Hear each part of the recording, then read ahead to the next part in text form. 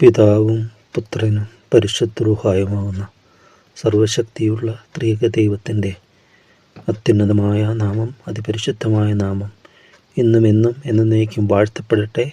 ദൈവത്തിൻ്റെ നാമത്തിന് എന്നേക്കും പുകഴ്ച ഉണ്ടാകട്ടെ. ദൈവത്തിൻ്റെ മഹാകൃപയാലും കരുണയാലും നാം സങ്കീർത്തന പുസ്തകങ്ങളുടെ ഈ ചെറുതായ ഒരു ധ്യാന പഠനത്തിൻ്റെ അവസാന അധ്യായത്തിലേക്ക്, അവസാന സങ്കീർത്തനത്തിലേക്ക് നാം എത്തിച്ചേർന്നിരിക്കുകയാണ്. ഇത്രത്തോളം വഴി നടത്തിയ ദൈവത്തെ സ്തുതിക്കുന്നു, ദൈവത്തെ മഹത്വപ്പെടുത്തുന്നു. തീർച്ചയായിട്ടും ദൈവത്തിൻ്റെ കൃപയാണ്, ദൈവത്തിൻ്റെ കരുണയാണ് ഇതുവരെ നമ്മളെ കൊണ്ടുവന്നത്. യാത്രയിൽ പങ്കുചേർന്ന എല്ലാവർക്കായിട്ട് ദൈവത്തെ സ്തുതിക്കുന്നു. മേലാലും പങ്കുചേരാനുള്ളവർക്കായിട്ടും ദൈവത്തെ പുകഴ്ത്തുന്നു. ദൈവത്തിൻ്റെ പരിശുദ്ധ റൂഹ എല്ലാവരെയും സകല സത്യത്തിനും വഴി നടത്തട്ടെ എന്ന് പ്രാർത്ഥിക്കുകയും ചെയ്യുന്നു. ഹാലൽ സങ്കീർത്തനങ്ങളാണ് 145 മുതലുള്ളത് എന്ന് നമ്മൾ ചിന്തിക്കുകയുണ്ടായി. ഹാലൽ സങ്കീർത്തനങ്ങൾ കലാശക്കൊട്ടുപോലെ അവസാനം വരുമ്പോൾ ദൈവത്തെ സ്തുതിക്കുക എന്നുള്ള സങ്കീർത്തനങ്ങൾ സ്തുതികളാൽ നിറഞ്ഞതാണ് നമുക്കറിയാം. ആത്മാവ് നിറഞ്ഞവരായി എന്ന് പറയുന്ന ഭാഗത്ത് എഫേസ്യ ലേഖനത്തിൽ ഒരു ക്രിസ്ത്യാനിയെക്കുറിച്ച് പറയുമ്പോൾ ആത്മനിറവുള്ള ഒരു ക്രിസ്ത്യാനിയുടെ അടയാളമായിട്ട് ആദ്യം അവിടെ പറയുന്നത് സങ്കീർത്തനങ്ങളാലും സ്തുതികളാലും ആത്മീക ഗീതങ്ങളാലും തമ്മിൽ സംസാരിച്ചും എന്നാണ് എഫേസ്യ ലേഖനം നമ്മൾ വായിക്കുന്നത്. അവിടെ തന്നെ സങ്കീർത്തനങ്ങളാണ്, പ്രൈസ് ഹിംസ്, ദൈവത്തെ സ്തുതിക്കുക, സ്തുതിഗീതങ്ങൾ. അത് നമ്മുടെ ക്രിസ്തീയ ജീവിതത്തിൽ ഒഴിച്ചുകൂടാൻ പറ്റാത്ത ഒന്നാണ് ദൈവസ്തുതി എന്ന് പറയുന്നത്. ഞാൻ യഹോവയെ എല്ലാ കാലത്തും വാഴ്ത്തും, അവൻ്റെ സ്തുതി എപ്പോഴും എൻ്റെ നാവിന്മേലിരിക്കുമെന്ന് ദാവീദ് തന്നെ ഒരു സങ്കീർത്തനത്തിൽ പറയുന്നുണ്ട്. അവിടെ ദൈവത്തെ സ്തുതിക്കാനായിട്ടുള്ള ആഹ്വാനമാണ് ഈ സങ്കീർത്തനങ്ങളിലെല്ലാം നമ്മൾ കാണുന്നത്. അവസാനം അതിൻ്റെ മനോഹരമായ എങ്ങനെ സ്തുതിക്കണമെന്നൊക്കെ വിവരിച്ചുകൊണ്ടാണ് ഇത് പൂർത്തീകരിക്കപ്പെടുന്നത്. 1-ാം സങ്കീർത്തനം നമ്മൾ ആരംഭിച്ചപ്പോൾ ചില റെസ്ട്രിക്ഷൻസ്, ചില നിബന്ധനകൾ, ദുഷ്ടന്മാരുടെ വഴിയിൽ നടക്കരുത്, പാപികളുടെ വഴിയിൽ നിൽക്കരുത്, പരിഹാസികളുടെ ഇരിപ്പിടത്തിൽ ഇരിക്കരുത് എന്നൊക്കെ കുറേ ജീവിത നിബന്ധനകൾ എല്ലാം പറഞ്ഞുകൊണ്ട് ആരംഭിക്കുകയാണ്. അവിടെ യഹോവയുടെ ന്യായപ്രമാണത്തിൽ രാപ്പകൽ ധ്യാനിക്കണം, അവരാണ് ഭാഗ്യവാന്മാർ, ആറ്റരികത്ത് അങ്ങനെ കുറച്ച് ക്രിസ്തീയ ജീവിതത്തിൻ്റെ ആരംഭം അവിടെ തുടങ്ങുവാണെങ്കിൽ അവസാന അധ്യായങ്ങളിലേക്ക് നമ്മൾ വരുമ്പോൾ, വിശേഷായ 180-ാമത്തെ സങ്കീർത്തനത്തിലേക്ക് വരുമ്പോൾ ഘോഷിക്കുക എന്നാണ് പറയുന്നത്. കുറേ നിബന്ധനകൾ നിറഞ്ഞ ജീവിതം മാത്രമല്ല, അത് നമ്മൾ ആസ്വദിക്കുന്നതാണ് ക്രിസ്തീയ ജീവിതം എന്ന് പറയുന്നത്. ആസ്വാദനം, മനോഹരമായ, അതാണ് യഹോവ നല്ലവനെന്ന് രുചിച്ചറിയുക. നമ്മൾ കാണുന്നുണ്ട് ആദ്യം അപ്പോസ്തലന്മാർ പെന്തിക്കോസ്തിയുടെ ദിവസം ഒരു പരിശുദ്ധാത്മാവ് നിറഞ്ഞവരായി മാറിയപ്പോൾ അവർ വീഞ്ഞു കുടിച്ച് മത്തരായിരിക്കുന്നു എന്ന് മറ്റുള്ളവർക്ക് തോന്നുകയാണ്. ഈ വീഞ്ഞിൻ്റെ പ്രത്യേകത, പരിശുദ്ധാത്മാവാം ദൈവത്തിൻ്റെ നിറവും നമ്മളിൽ ഉണ്ടാകുമ്പോൾ ഭൗമികമായ വീഞ്ഞു കുടിച്ചല്ലെങ്കിൽ മദ്യത്തിൻ്റെ ലഹരിയിൽ അവർ സുബോധം നഷ്ടപ്പെടുമെങ്കിൽ ഇവിടെ ബോധത്തിലേക്കാണ് വരുന്നതാണ്. ഈ ആത്മീകമായ പാനീയം, പരിശുദ്ധാത്മാവിൻ്റെ ആ വീഞ്ഞ്, ആ പരിശുദ്ധാത്മാവാകുന്ന ആ മാധുര്യം നമ്മൾ അനുഭവിക്കുമ്പോൾ, നമ്മളതിൽ നിറയപ്പെടുമ്പോൾ സുബോധത്തിൻ്റെ ആത്മാവാണ്, ശക്തിയുടെയും സ്നേഹത്തിൻ്റെയും സുബോധത്തിൻ്റെ ആത്മാവാണ് ദൈവത്തിൻ്റെ പരിശുദ്ധാത്മാവ് എന്ന് പറയുന്നത്. വിശുദ്ധിയുടെ ആത്മാവ്, സ്നേഹത്തിൻ്റെ ആത്മാവാണ്, ജ്ഞാനത്തിൻ്റെയും യഹോഭക്തിയുടെയും ആത്മാവാണ്. അപ്പോൾ ഇത് വരുമ്പോൾ നമുക്ക് സുബോധമാണ് ലഭിക്കുന്നത്. അങ്ങനെ അതിലവർ ആനന്ദിക്കുകയാണ്. അപ്പം അവർ വീഞ്ഞു കുടിച്ച് മത്തരായിരിക്കുന്നവർക്ക് തോന്നുകയാണ്. ഭൗമിക സന്തോഷത്തെ എല്ലാം അതിജീവിക്കുന്ന, അതിലംഘിക്കുന്ന, അതിൽ വിവരിക്കാൻ കഴിയാത്തതായ ആത്മീയ അനുഭവവും സന്തോഷവും കൊണ്ടാണ് ദൈവം നമ്മൾ നിറയ്ക്കുന്നത്. ദൈവത്തിൻ്റെ പരിശുദ്ധ റൂഹ വരുമ്പോൾ ലോകത്തിന് തരുവാനോ ലോകത്തിന് എടുത്തു കളയുവാനോ കഴിയാത്ത സമാധാനവും സന്തോഷവും കൊണ്ടൊക്കെ ദൈവം നമ്മൾ നിറയ്ക്കുകയാണ് ചെയ്യുന്നത്. അങ്ങനെ ആ നിറവിൽ ദൈവത്തെ സ്തുതിക്കുന്ന അനുഭവം, ഇതെപ്പോഴും ദൈവത്തെ സ്തുതിക്കാനായിട്ട് പറ്റും. ഒരു വ്യക്തി ജീവനുണ്ട് എന്നുള്ളതിൻ്റെ തെളിവ് ശ്വസിക്കുകയാണ്, ശ്വാസോച്ഛ്വാസം നടക്കുകയാണ്. അതിനുള്ള പ്രത്യേക പരിശീലനങ്ങളും കൊടുക്കുന്നില്ല. ജീവനുണ്ട് എന്നുള്ളതിൻ്റെ തെളിവ് സ്വാഭാവികമായിട്ട് നടക്കുന്ന ഒരു പ്രക്രിയയാണ്. എന്ന് പറഞ്ഞതുപോലെ നമ്മൾ ദൈവികമായ ബന്ധത്തിൽ ദൈവാത്മ പ്രചോദിതരായി, ആത്മാവ് നിറഞ്ഞവരായി നമ്മൾ ആത്മാവിനെ നടത്തപ്പെടുമ്പോൾ, നയിക്കപ്പെടുമ്പോൾ നമുക്ക് ദൈവത്തെ ഇടപെടാതെ സ്തുതിക്കുവാനായിട്ട് പറ്റും. എപ്പോഴും ഒരു ദൈവസ്മരണം നമ്മൾ നിറഞ്ഞു നിൽക്കും. അതെപ്പോഴും നമ്മൾ നിറഞ്ഞു നിൽക്കും. അത് പ്രത്യേക സമയത്തോ പ്രത്യേക സ്ഥലങ്ങളിലോ മാത്രമല്ല, അതെവിടെയും നമുക്ക് ഈ ദൈവത്തിൻ്റെ സാന്നിധ്യം നമുക്ക് അനുഭവിക്കാനായിട്ട് സാധിക്കുമെന്നാണ് കാണുന്നത്. ഇവിടെ നമ്മൾ 150 സങ്കീർത്തനത്തിലേക്ക് കടന്നു വന്നിരിക്കുകയാണ്. എത്രത്തോളം നമ്മൾ വഴി നടത്തിയ ദൈവം മേലാൽ നമ്മൾ വഴി നടത്തും. അവിടുന്ന് തുടങ്ങിയ പ്രവൃത്തി അവിടുന്ന് പൂർത്തീകരിക്കുന്ന ദൈവമായിരിക്കാൻ ദൈവത്തെ സ്തുതിക്കുന്നു. ഫിലിപ്പ് ലേഖനത്തിലൊരു വാക്യമുണ്ട്, അവൻ തുടങ്ങിയത് അവൻ പൂർത്തീകരിക്കുന്നവനാണെന്ന്. നമ്മിൽ നല്ല പ്രവൃത്തി ആരംഭിച്ചവൻ അവസാനത്തോളം അതിനെ തികയ്ക്കുമെന്ന് ഞാൻ ഉറച്ചുമിരിക്കുമെന്നാണ് പറയുന്നത്.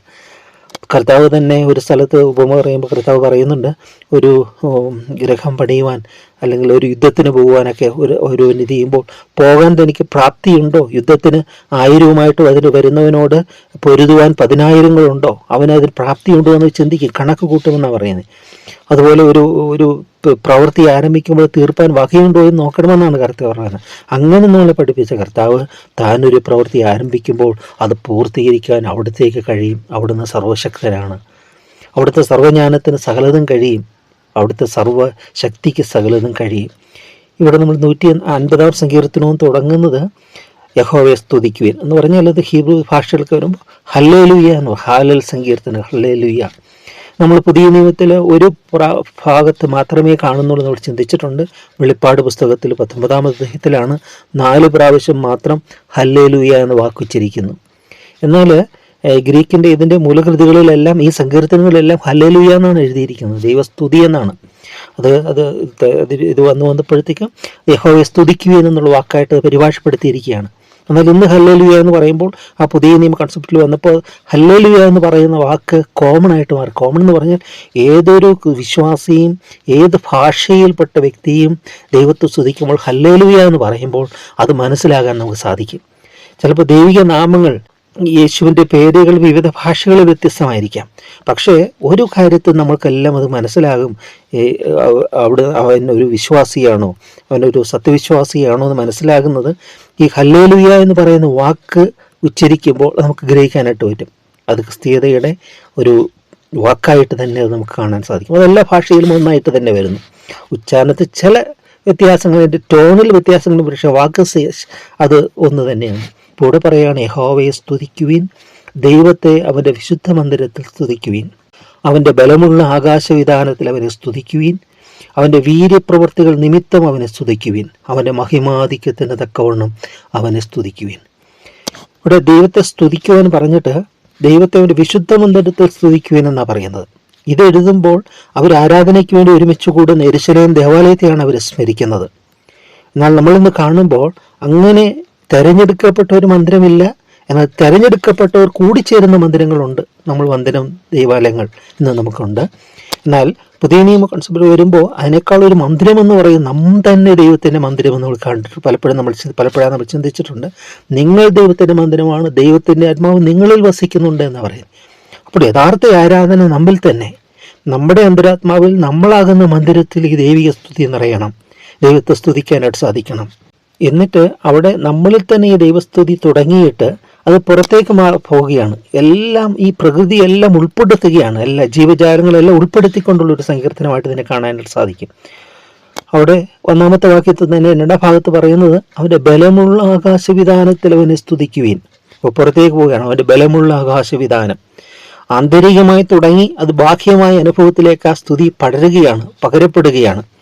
ആകാശവിധാനത്തിൽ അവനെ സ്തുതിക്കണം. പിന്നെ എന്താണ്? അവൻ്റെ വീര്യപ്രവർത്തികൾ നിമിത്തം അവനെ സ്തുതിക്കുവിൻ. അങ്ങനെ നമ്മുടെ ജീവിതത്തിൽ ദൈവിക പ്രവർത്തികൾ നമ്മൾ ചിന്തിക്കുക, ഓരോന്ന് ചിന്തിച്ചു നോക്കുക. ഓരോ ജീവിത സാഹചര്യം കൂടെ കടന്നു പോയപ്പോൾ എവരി ടെസ്റ്റ് അതായത് ഓരോ പരിശോധനകൾ നമ്മുടെ ജീവിതത്തിൽ വരുമ്പോൾ, പ്രതിസന്ധികളും പ്രതികൂലങ്ങളും ഒക്കെ നമ്മുടെ ജീവിതത്തിൽ വരുമ്പോൾ, അതൊക്കെ ദൈവത്തിൻ്റെ കരം കാണുവാൻ, ദൈവത്തിൻ്റെ അത്ഭുത കൃപ കാണുവാനുള്ള മുഖാന്തരങ്ങളായിട്ടാണ് ദൈവം നമുക്ക് ഒരുക്കി തരുന്നത്. ദൈവം നമ്മുടെ ജീവിതത്തിൽ പ്രവർത്തിക്കുന്ന അത്ഭുതമേറിയ കാര്യങ്ങൾ കാണുവാനായിട്ടാണ് ആ ഒരു പ്രതികൂലങ്ങൾ വരുന്നത്. അതുകൊണ്ട് പ്രതികൂലങ്ങളോ പ്രതിസന്ധികളോ എന്തെങ്കിലുമൊക്കെ നമ്മൾ അഭിമുഖീകരിക്കുമ്പോൾ നമ്മൾ ചിന്തിക്കണം, ഇത് ദൈവത്തിന് എന്നിൽ പ്രവർത്തിക്കാനുള്ള, ദൈവത്തിൻ്റെ കരം കാണാനുള്ള ഒരു മുഖാന്തരമാണ്, ഇത് ഒരു അവസരമാണെന്ന് ധരിച്ചുകൊണ്ട് നമ്മൾ ദൈവത്തെ സ്തുതിക്കണം. ദൈവത്തെ അനുവദിക്കുകയാണ്. നമുക്ക് അസാധ്യമായത്, എനിക്ക് കഴിയില്ലാത്തത്, അതിനുവേണ്ടി ദൈവത്തെ നമ്മൾ അനുവദിക്കുക. എനിക്കൊരു കാര്യം കഴിയത്തില്ല എന്ന് പറഞ്ഞുകൊണ്ട് അത് അസാധ്യമെന്ന് പറയരുത്. ദൈവത്തിന് ഒരു കാര്യവും അസാധ്യമല്ലല്ലോ. അതെല്ലാം നമ്മൾ ദൈവകാര്യങ്ങൾ സമർപ്പിക്കുക. കർത്താവെ, നിനക്കൊന്നും അസാധ്യമല്ല. അങ്ങനെ അസാധ്യങ്ങളുടെ നടുവിൽ പകച്ചു നിൽക്കുമ്പോൾ ദൈവത്തെ അനുവദിച്ച് ജയം പ്രാപിച്ച ചരിത്രങ്ങളാണ്, വീര്യപ്രവർത്തികളാണ് നമ്മൾ തിരുവചനത്തിലുടനീളം കാണപ്പെടുന്നത്. ഓരോ ഭക്തന്മാരുടെ ജീവിത അനുഭവങ്ങളാണത്. അസാധ്യമെന്ന് കരുതിയിരുന്നത് ദൈവത്തെ അനുവദിച്ചത് മുഖാന്തരം, ദൈവത്തിൽ സമർപ്പിച്ചത് മുഖാന്തരം, ദൈവത്തോട് ചേർന്നത് കൊണ്ട് അതെല്ലാം സുസാധ്യമാക്കി തീർക്കുകയും അവർ ദൈവത്തെ സ്തുതിക്കുകയും ചെയ്ത അനുഭവങ്ങൾ, യുദ്ധത്തിലാകട്ടെ, ജീവിതങ്ങളിലാകട്ടെ, അതിശയ പ്രവർത്തികളിലാകട്ടെ, എല്ലാം ജീവിതത്തിൻ്റെ എല്ലാ സരണികളിലും ദൈവത്തിൻ്റെ സാന്നിധ്യം അനുഭവിക്കുന്ന ഒരു അനുഭവമാണ് ക്രിസ്തീയ ജീവിതം എന്ന് പറയുന്നത്. ഇവിടെ പറയുകയാണ്, അവൻ്റെ വീര്യപ്രവർത്തികൾ നിമിത്തം അവനെ സ്തുതിക്കുവിൻ, അവൻ്റെ മഹിമാധിക്യത്തിന് തക്കവണ്ണം അവനെ സ്തുതിക്കുവിൻ. ദൈവത്തിൻ്റെ മഹിമ നമ്മളത് ദൈവമേ അത് മഹത്വം വെളിപ്പെടുത്തി എന്ന് പറയുന്നത്. ഇപ്പം കാനാവിലെ കല്യാണത്തിൽ കാണുമ്പോൾ അവിടെ വെള്ളം വീഞ്ഞാക്കി എന്നുള്ളതിനേക്കാൾ അപ്പുറത്ത് മറ്റൊരു സംഗതി അവിടെ നടക്കുകയാണ്. അതൊരു അത്ഭുതമാണ്, ശരിയാണ്. പക്ഷെ അതിനപ്പുറം അത്ഭുതത്തിൽ കൂടി എന്താണ് അവിടെ സംഭവിക്കുന്നത് പറയുമ്പോൾ അവിടെ യോഹന്നാൻ്റെ സുവിശേഷത്തെ നമ്മൾ കാണുകയാണ്. അത്ഭുതങ്ങൾ ആരംഭമായി തിരുവചനം സാക്ഷിക്കുന്നത് കാനാവിലെ കല്യാണമാണോ. യോഹന്നാൻ്റെ സുവിശേഷം 2-ാം അധ്യായത്തിൽ 11-ാമത്തെ വാക്യത്തിൽ ഇങ്ങനെ നമ്മൾ വായിക്കുന്നു, യേശു ഇതിനെ അടയാളങ്ങളുടെ, സയൻസ്, അത്ഭുതങ്ങൾ, യോഹന്നാൻ ശ്ലീഹ പറയുമ്പോൾ അടയാളം എന്ന് പറയുന്നത് ഓരോരുത്തരും ലക്ഷ്യമുണ്ട് ദൈവത്തിൻ്റെ. അടയാളങ്ങളുടെ ആരംഭമായി ഗലീലയിലെ കാനായിൽ വെച്ച് ചെയ്തു, തൻ്റെ മഹത്വം വെളിപ്പെടുത്തി അവൻ്റെ ശിഷ്യന്മാർ അവനിൽ വിശ്വസിച്ചു. തൻ്റെ മഹത്വം വെളിപ്പെടുത്തി, റിവീൽ ഹിസ് ഗ്ലോറി, മഹത്വം വെളിപ്പെടുത്തി, അല്ലേ, മഹത്വം വെളിപ്പെടുത്തുകയാണ്. ഇപ്പോൾ അപ്പോസ്തലന്മാരെ പത്രോസ്ലീഹായും യാക്കോബ് യോഹന്നാൻ സ്ലീഹായും താബോർ മലയിലേക്ക് കൂട്ടിക്കൊണ്ടുപോയി തൻ്റെ മഹത്വം വെളിപ്പെടുത്തുകയാണ്. അവിടെ മുമ്പായി രൂപാന്തരപ്പെടുകയാണ്. ഭൂമിയിലെ ഒരു അലക്കുകാരനും വെളുപ്പിക്കുവാൻ കഴിയാതെ വണ്ണം വെണ്മയുള്ളതായി തീർന്ന ഒരു വസ്ത്രം. അതൊരു സവിശേഷമായ ഒരു അനുഗ്രഹമാണ് അവർ. എന്നിട്ട് അവരെക്കുറിച്ച് പറയുമ്പോൾ പത്രോസ്ലീഹായൊക്കെ തങ്ങളെ കണ്ടതായതിനെക്കുറിച്ച് മഹിമ കണ്ട സാക്ഷികൾ എന്നാണ് പറയുന്നത്. മഹിമ കണ്ടു, ദൈവത്തിൻ്റെ മഹത്വം കണ്ടു. അപ്പോൾ നമുക്ക് ഓരോരുത്തരും ദൈവത്തിൻ്റെ കരം കാണാം, ദൈവത്തിൻ്റെ മഹിമ കാണാം, ദൈവത്തിൻ്റെ മഹത്വം കാണാം, ദൈവപ്രവൃത്തി നമ്മുടെ ജീവിതത്തിൽ കാണാൻ പറ്റും. അത് ആന്തരികവും ബാഹ്യവുമായ അനുഭവങ്ങളിൽ കൂടി ദൈവത്തിൻ്റെ വീര്യപ്രവൃത്തികളും ദൈവത്തിൻ്റെ മഹത്വവും നമുക്ക് ദർശിക്കാനായിട്ട് സാധിക്കും. അങ്ങനെ അവൻ്റെ മഹിമാധിക്യത്തെ തിരിച്ചറിഞ്ഞിട്ട് ദൈവത്തെ സ്തുതിക്കണം. ചുമ്മാ ഒരു പുകഴ്ചയല്ല, മുഖസ്തുതിയായി മാറും. ഒരു വ്യക്തിക്ക് അർഹമില്ലാതെ നമ്മൾ പറയുന്ന വാക്കുകൾ, എന്തെങ്കിലും കാര്യസാധ്യത്തിന് വേണ്ടി ഒരു വ്യക്തിയെ പുകഴ്ത്തുമ്പോൾ അത് ആ മുഖസ്തുതിയായിട്ട് മാറുകയാണ്. ദൈവത്തിന് ഒരിക്കലും മുഖസ്തുതി വേണ്ട, അവൻ്റെ മഹിമാധിക്യത്തിന് തക്കവണ്ണം അവന് സ്തുതിക്കാൻ സാധിക്കണമെന്നാണ്. അത് നമ്മുടെയൊക്കെ തന്നെ ബലമാണ്. കാരണം നമ്മൾ വിശ്വസിക്കുന്ന ദൈവത്തിൻ്റെ ശക്തി നമ്മൾ മനസ്സിലാക്കുന്നത് നമ്മുടെ ബലമാണത്. യഹോവ എൻ്റെ ബലവും എൻ്റെ കോട്ടയും എന്നൊക്കെ പറയുമ്പോൾ ആ ബലം എത്രത്തോളം ഉണ്ടെന്ന് അറിയുന്നോളം നമ്മൾക്കാണ് ആ ബലം, നമുക്ക് ബലം കൂടുകയാണ്. ദൈവത്തിന് ബലം വർദ്ധിക്കുന്നതല്ല, നമുക്കാണ് ആ ബലം കൂടുന്നത്. നമ്മുടെ രക്ഷകൻ, നമ്മളുടെ സഹായം, അവിടുത്തെ ബലം നമ്മൾ തിരിച്ചറിയുമ്പോൾ നമ്മുടെ ബലം വർദ്ധിക്കുകയാണ്. ഇപ്പോൾ ഇവിടെ പറയാണ്, അവരുടെ മഹിമാധിക്യത്തിന് തക്കവണ്ണം അവനെ സ്തുതിക്കുവിൻ. അങ്ങനെ ദൈവത്തെ സ്തുതിക്കുവാനുള്ള ഒരു ആഹ്വാനം ഇവിടെ കാണുകയാണ്. തുടർന്നുള്ള വാക്യങ്ങളിലൊക്കെ നമുക്കത് ചിന്തിക്കാം. ദൈവത്തിൻ്റെ കൃപയാൽ ഓരോന്നും ദൈവത്തെ സ്തുതിക്കാനായിട്ട് അവിടെ തുടങ്ങുന്നതായിട്ട് അവിടെ കാണുന്നുണ്ട്. ഇവിടെ പറയണം, ഒന്ന് നമ്മളിൽ തന്നെ വിശുദ്ധ മന്ദിരം, നമ്മളിൽ തന്നെ ദൈവത്തിൻ്റെ സ്തുതി ആരംഭിക്കണം. ദൈവസ്തുതിയാൽ നമ്മുടെ ഉള്ളം പൂരിതമാകണം, നമ്മുടെ ഉള്ളം ദൈവസ്തുതിയാൽ നിറയണം. മറ്റൊന്നിനും സ്ഥലമില്ലാതവണ്ണം ദൈവസ്തുതി കൊണ്ട് നമ്മൾ നിറയപ്പെടണം. അപ്പം നമ്മുടെ ആകുലങ്ങളും ചിന്തകളും എല്ലാം കാസ്റ്റ് ഔട്ട്, അതെല്ലാം പുറത്താകും. അതാണ് ഒന്നിനെക്കുറിച്ചും വിചാരപ്പെടരുത്, നിങ്ങളുടെ ആവശ്യങ്ങൾ സ്തോത്രത്തോടുകൂടി അറിയിക്കുക അത്രേ വേണ്ടത്, വിത്ത് പ്രൈസ്. അപ്പോൾ സകല ബുദ്ധിയും കവിയുന്ന ദൈവിക സമാധാനം നിങ്ങളുടെ ചിന്തകളെയും നിലവുകളെയും ക്രിസ്തു യേശുവിൽ കാക്കുമെന്ന് ഫിലിപ്പിയ ലേഖനത്തിൽ വായിക്കുകയാണ്. അപ്പോൾ അവിടെ ഒന്നിനെക്കുറിച്ച് വിചാരപ്പെടുന്ന നിങ്ങളുടെ ആവശ്യങ്ങൾ സ്തോത്രത്തോടെ അറിയിക്കണം. അവിടെ പരിഭവവും പരാതിയുമായിട്ട് നമ്മൾ വിഷാദരായി മാറുകയല്ല. ആ ആവശ്യങ്ങൾ എന്തും ആവശ്യമായിക്കൊള്ളട്ടെ, അതെല്ലാം നമ്മളിൽ തന്നെ അടക്കി വെക്കാതെ സ്തോത്രത്തോട് സ്തുതിയോട് ദൈവത്തെ അറിയിക്കണം. അതെങ്ങനെ ചെയ്യണം, എപ്രകാരം ചെയ്യണം, ദൈവത്തിൻ്റെ കാര്യമാണ്, അറിയിക്കണം. ഇപ്പോൾ ലാസർ ദീനമായി കിടക്കുന്നു എന്ന് പറയുമ്പോൾ അവർ ആളെ വിട്ടു. എന്നാൽ കർത്താവ് ഇവിടെ പാർത്ത സ്ഥലത്ത് 2 ദിവസം കൂടെ ഇവിടെ പാർത്തു എന്ന് പറയുന്നത്. 4ാമത്തെ നാളിലാണ് ലാസർ ഉയർപ്പിക്കുന്നത്. അപ്പോൾ അത് എപ്പോൾ പ്രവർത്തിക്കണമെന്ന് ദൈവമാണ് തീരുമാനിക്കുന്നത്. കാനാവിലെ കല്യാണത്തിൽ അവർക്ക് വീഞ്ഞില്ല എന്ന് തന്നെ പറയാൻ പറഞ്ഞുവെങ്കിലും അപ്പോൾ തന്നെ കർത്താവ് പറഞ്ഞെന്നാണ്, എൻ്റെ സമയം ഇതുവരെ വന്നിട്ടില്ല. ദൈവത്തിൻ്റെ സമയത്തും ദൈവം ഉദ്ദേശിക്കുന്ന ഈ രീതിയിലും ദൈവം ഇത് പ്രവർത്തിക്കും. പക്ഷെ അറിയിക്കുക എന്നുള്ളത് നമ്മുടെ ഉത്തരവാദിത്വമാണ്. ഇവിടെ നമ്മുടെ ആവശ്യങ്ങളെല്ലാം ദൈവസന്നിധിയിലേക്ക് സമർപ്പിച്ച് ഒരു ഭാരങ്ങളും നമ്മളെ ബാധിക്കാത്ത ഭാരങ്ങളെല്ലാം ദൈവത്തിലേക്ക് ഇട്ടു. നിന്റെ ഭാരം യഹോവയുടെ മേൽ വെച്ചുകൊള്ളുക, അവൻ നിന്നെ പുലർത്തുമെന്ന് തീരുമാനം പോലെ നമ്മളെ തന്നെ ദൈവങ്ങൾ സമർപ്പിക്കാനായിട്ട് സാധിക്കട്ടെ. ദൈവോന്മുഖമായി നമ്മളെ തന്നെ അർപ്പണം ചെയ്യാം. സ്നേഹം നിറഞ്ഞ ദൈവമേ, ഞങ്ങളുടെ വാഴ്ത്തപ്പെട്ട സ്വകീയതാവേ, ഇത്രത്തോടെ ഞങ്ങളെ കൊണ്ടുവന്ന അവിടുത്തെ കൃപയ്ക്കായി ഞങ്ങളങ്ങേ സ്തുതിക്കുന്നു. ഒരിക്കലും പിരിയാത്ത സ്നേഹം, വിട്ടുമാറാത്ത നിത്യസ്നേഹമായിരിക്കും ദൈവമേ. നിത്യസ്നേഹം കൊണ്ട് ഞാൻ നിന്നെ സ്നേഹിച്ചിരിക്കാൻ ഞാൻ നിനക്ക് ദീർഘമാക്കിയിരിക്കുന്നു. തിരുവനന്തപുരത്ത് കൂടെ ഞങ്ങളോട് അരുളി ചെയ്യുന്നു. സത്യദൈവമേ, നിത്യപരിശുദ്ധനായ ദൈവമേ, ഞങ്ങളങ്ങേ സ്തുതിക്കുന്നു. ഞങ്ങളത്തിൻ്റെ കരങ്ങൾ സമർപ്പിക്കുന്നു. ഞങ്ങളുടെ ആത്മശരീര മനസ്സുകളെ പുതുക്കണമേ. ഞങ്ങളിൽ അവിടെ നിറയണമേ. അവിടുത്തെ പരിശുദ്ധാത്മാവല ഞങ്ങളെ പൂരിതമാക്കണമേ.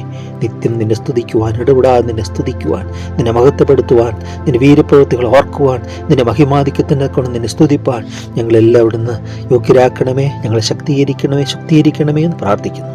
നല്ല കൃപകൾക്കായ സ്തുതി മഹത്വം അവിടുന്ന് മാത്രം എടുക്കണം. പിതാവിൻ്റെയും പുത്രൻ്റെയും പരിശുദ്ധാത്മാവിൻ്റെ നാമം മഹത്വപ്പെടുത്തിയിട്ടുണ്ടെങ്കിൽ ജീവിക്കാനായിട്ട് തന്നെ. ആമേൻ, ആമേൻ, ആമേൻ.